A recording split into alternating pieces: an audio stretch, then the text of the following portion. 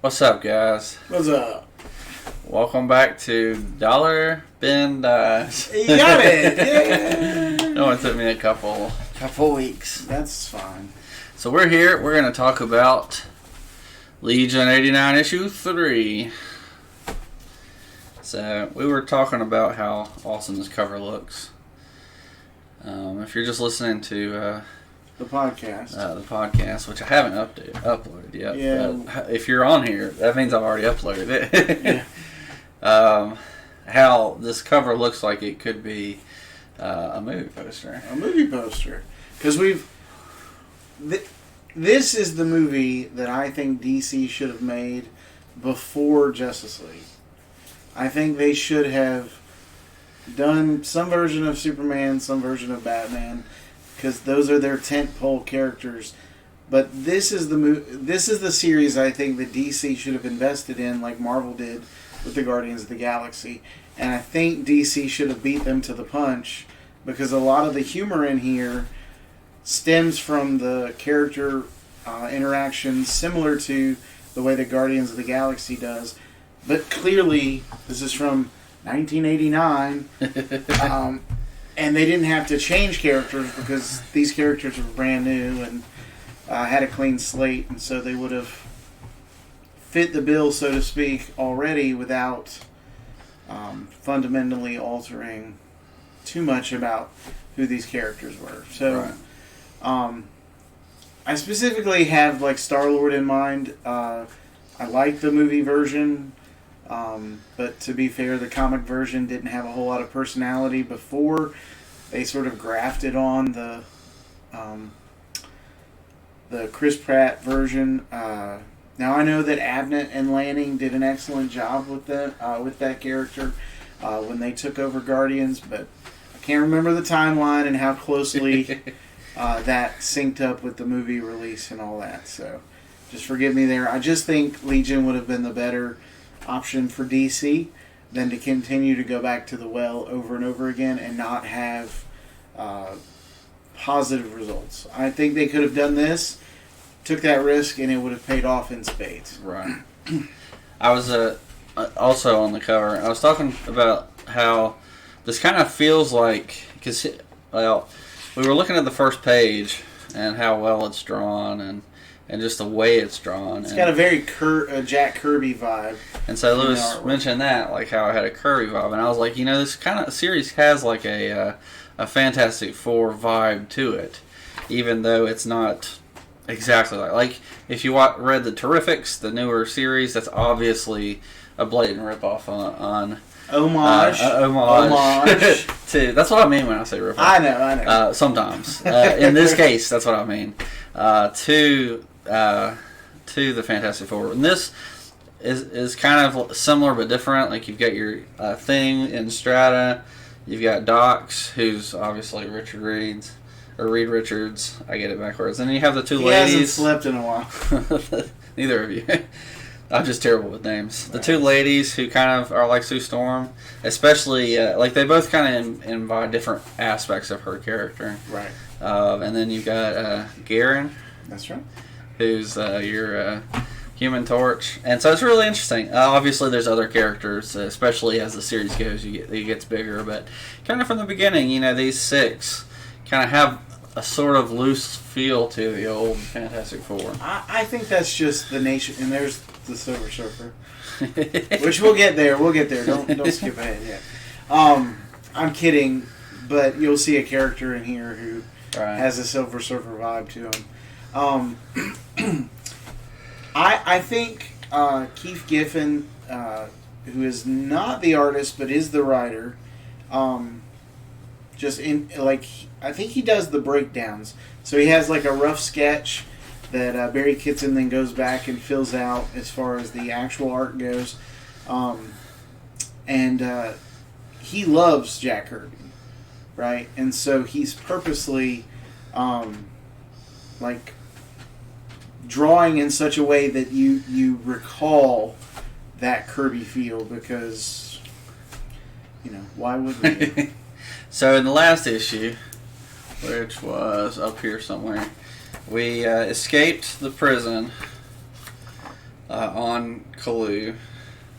And at the very end, they have set the people of Kalu free. Right. And turned off all the stuff that had been controlling the people. Right. So how's that working out? Dum dum dum. Look at this beautiful double-page spread right here. Whoops. To quote Larissa there, what have we done? It is. What it have is really we well done? drawn. It's very, like the last issue. It's very well detailed. Yeah. And just gonna show that again. Just so well drawn out and thought out how they do this. Like, I'm just amazed at all the detail that. I mean, just look at these that old building right comics there do. and the sheer number of random. So, just really well done. Kalu's in trouble. So the title of this issue is "How to Win Friends and Influence People." That's the old Dale Carnegie book about how to win friends and influence people. So immediately, Garen and oh man, I had lost her name. Larissa. That's right. I kept wanting to say Strata. They get mad and they take off because with what Dox has done, he has basically thrown the world into a sea of anarchy. And there's no rulers, and everybody's doing basically what's right in their own eyes. And they feel like he manipulated them into that result. So it's his fault that it's happening, and he used them as tools to get it done. Yeah.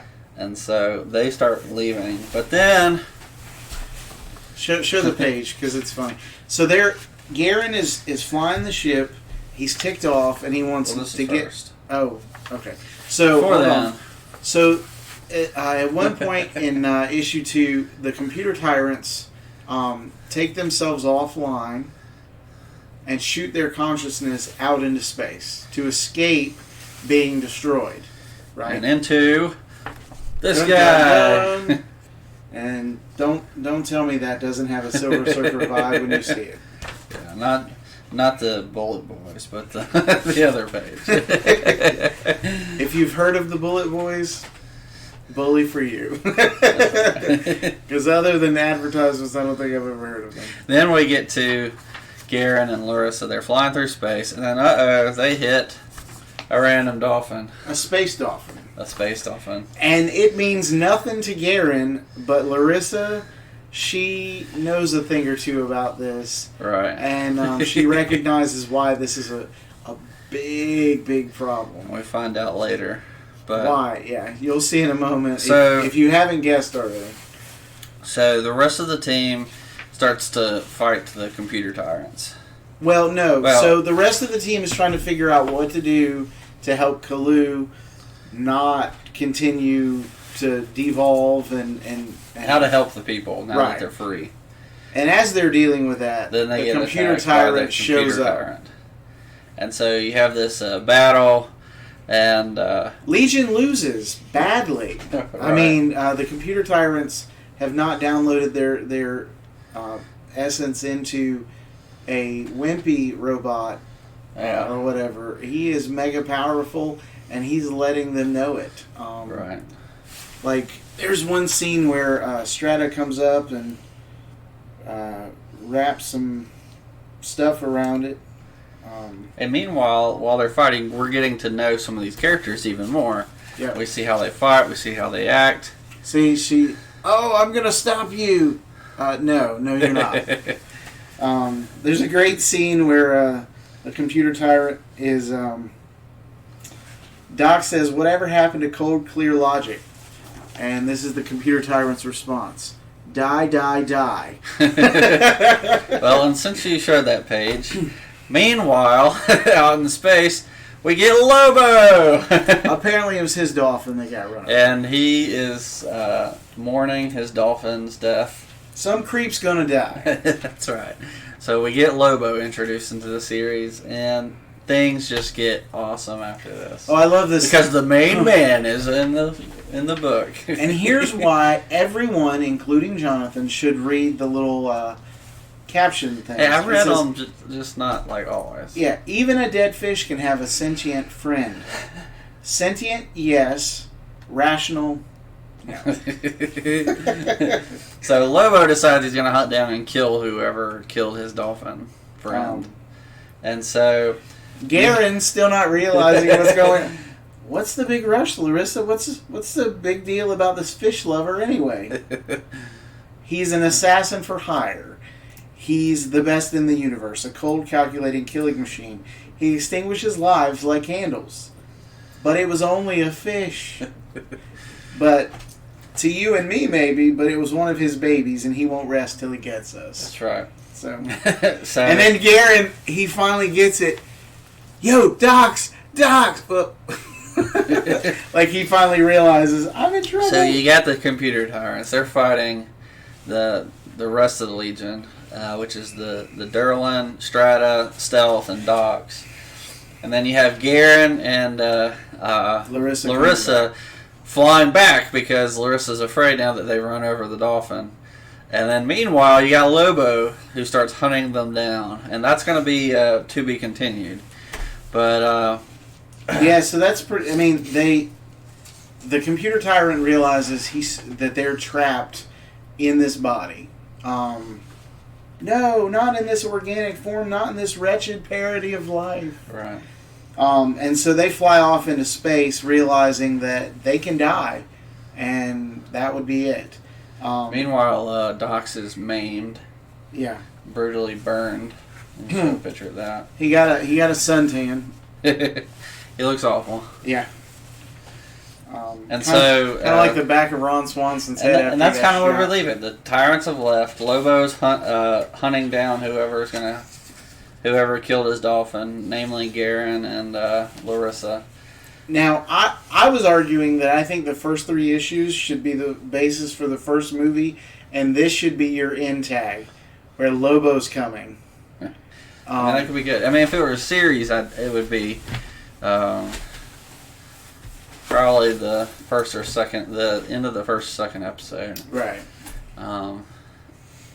He made a good argument for why it shouldn't be the... See our previous video if you haven't, but I feel like this would be better for a movie. I feel like you'd probably want a little bit more than this. Yeah. But because the way they write movies, you generally want to like have a conclusion, and not just they ran off. And it feels like a really short story for a 2.5, 3 hour movie.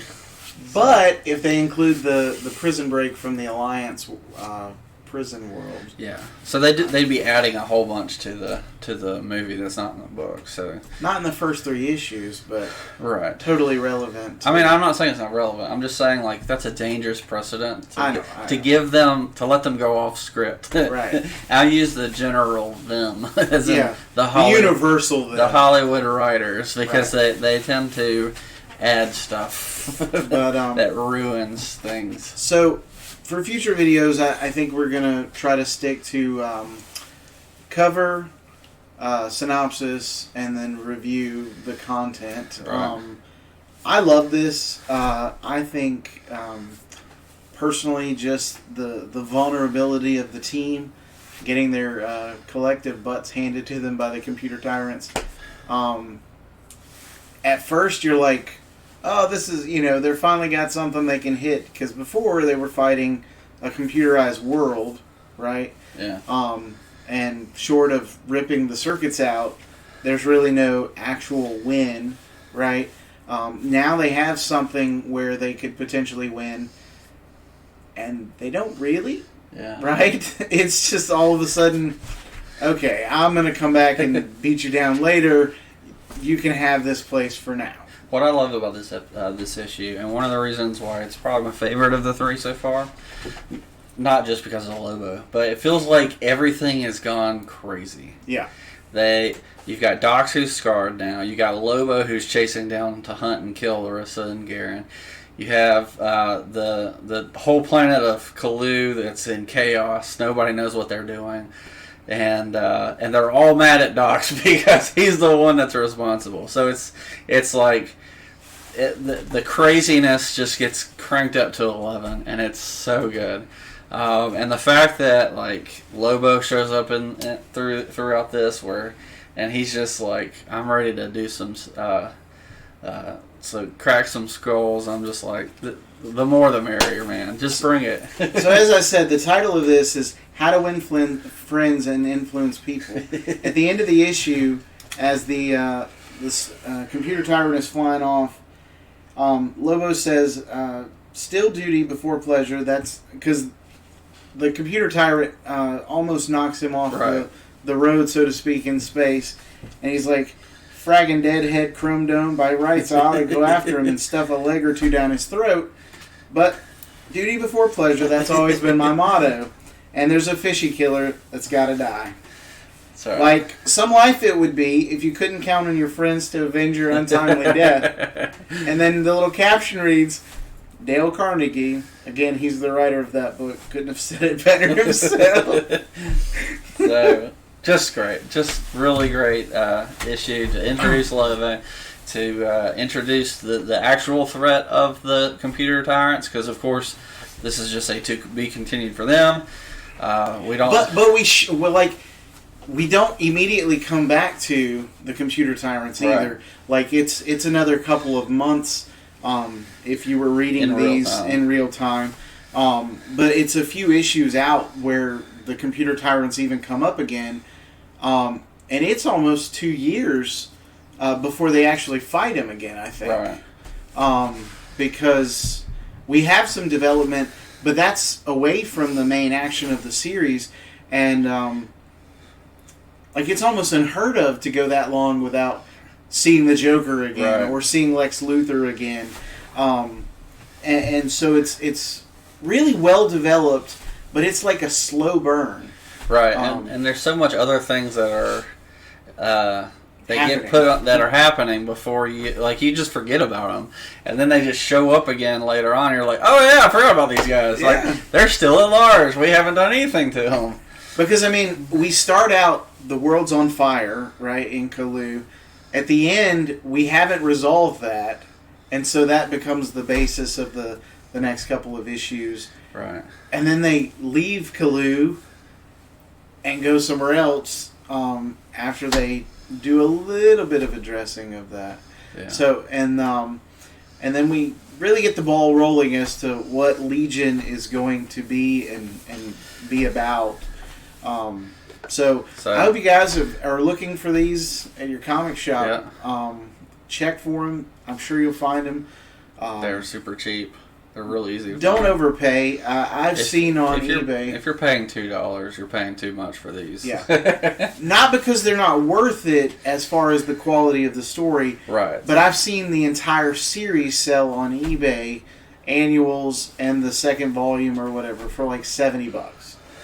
I got 90% of them either for free from him or 50 cents or $1. So it's like each. Now, in my defense, you're probably like, why did he give you this series? Well, I had read what I had, and I was like, well, I need to downsize my collection, which has not really happened. It ended up giving me some, and then now you've upgraded. And then I've already bought mine and a ton more. And he started rebuying all of them. But they're so good. They're so good. They are. They are just really essential reading because they have superhero aspects while not being purely superhero comic books. Yeah, I'd say this is probably the more of a Marvel-esque story from DC. Maybe so. Because DC focuses more on the attributes like hope and justice, whereas Marvel has characters that strive for those things but are faulty, and they focus more on the characters and their faults, and that's this 101. I feel like this though is so much more than that. I mean, I agree with the fantastic. Well, we better wrap this up. We can talk about this another time. But let us know what you think about these issues. That's issue 1, 2, and 3. That's what the comments are for. We're going to be putting these up every Monday if I can help it.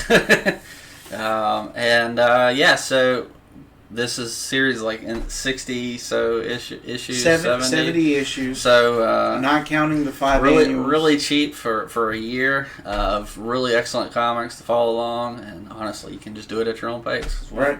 We're going to be posting, and they're online, so I'm sure you can find through right. the DC app or whatever. And follow along with us, and then we'll jump to something else after this. But hope you enjoy. Let us know what you thought about the issue, and we'll catch you next time. Peace.